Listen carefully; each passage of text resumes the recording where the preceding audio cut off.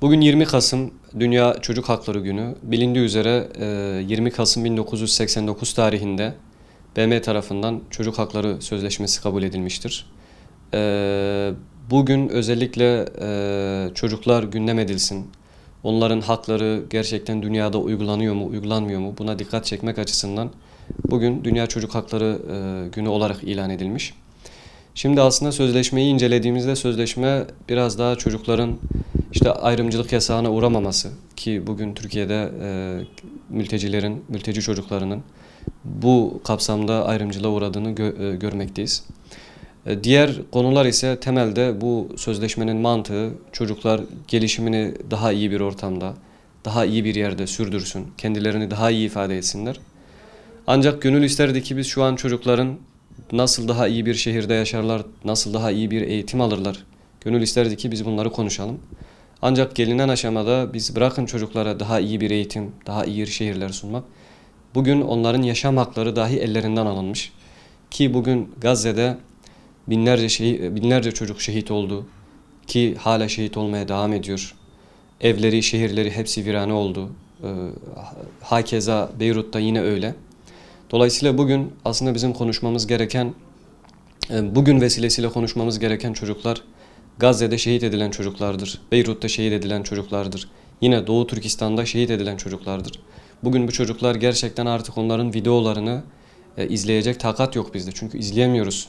Kimisinin bağırsakları dışa çıkmış, kimisinin kolları kesilmiş, bacakları kesilmiş. Enkaz altında günlerce kalan çocuklar. Dolayısıyla dünyanın bugün odaklanması gereken nokta Gazze'dir, Lübnan'dır. Burada şehit edilen çocuklardır. Ve aynı zamanda bu çocukları şehit eden, acımasızca şehit eden, bilerek onları hedef alan Siyonizm düşüncesidir. Bugün Siyonizm düşüncesi, Siyonizm zihniyeti, İsrail terör devleti tüm insanlık açısından, özelde ise çocuklar açısından büyük bir tehlike teşkil etmektedir. Dolayısıyla bugün Türkiye'de de eğer dikkat çekilecekse bir görüntüden ibaret olan yürüyüşlerden ziyade bugün Siyonizm zihniyetine, onun çocuklar için oluşturduğu tehlikeye dikkat çekilmesi gerekmektedir. Bu kapsamda dünyanın gündemini Gazze'deki çocukları ve Lübnan'daki çocukları gündeminden düşürmemesi gerekir. Biz de Türkiye'deki vatandaşlar olarak bugün Gazze'deki çocuklar için, Lübnan'daki çocuklar için ne yapabiliriz? Ki bugün ne yapabiliriz sorusunu sorduğumuzda hani biz onlara nasıl daha iyi bir eğitim verelim? Biz fark ederseniz Çocuk Hakları Sözleşmesi'ne gelemiyoruz. Çünkü Çocuk Hakları Sözleşmesi hani dediğim gibi ayrımcılık yasağını önleyen ve çocukların nasıl daha iyi bir ortamda eğitim almasını, yaşamlarını ve gelişimlerini nasıl daha iyi sürdürmelerini konu edinmekte. Bakın biz buraya dahi gelemiyoruz. Çünkü biz bugün çocukların yaşam hakkını dahi koruyamıyoruz. Dileriz ki çocukların ölmediği, çocukların daha iyi bir ortamda yaşadığı günleri görmek dileğiyle. Bugün Avrupa'da veya Türkiye'de de diyelim ki bir aile kendi çocuğunun özel hayatına karıştığında bu medyada günlerce gündem olabilirken Gazze'deki şehit edilen çocukların dünyanın buna sessiz kalması gerçekten kabul edilecek bir durum değildir.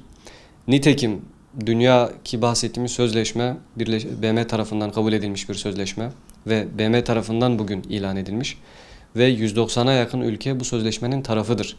Yani dünyanın üzerinde uzlaştığı bir sözleşmeden bahsediyoruz aslında.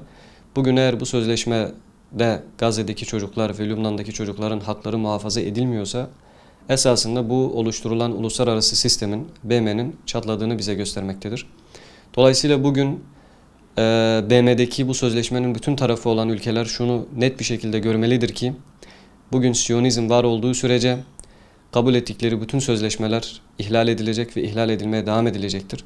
Dolayısıyla burada odaklanmamız gereken nokta biz çocukların yaşam hakkını nasıl daha iyi muhafaza ederiz ve bu Siyonizm zihniyetiyle nasıl mücadele ederiz? Bu yapılmadığı sürece çocuklar yine katledilmeye devam edilecek ve dünyanın bu ikiyüzlülüğü yine devam edecektir.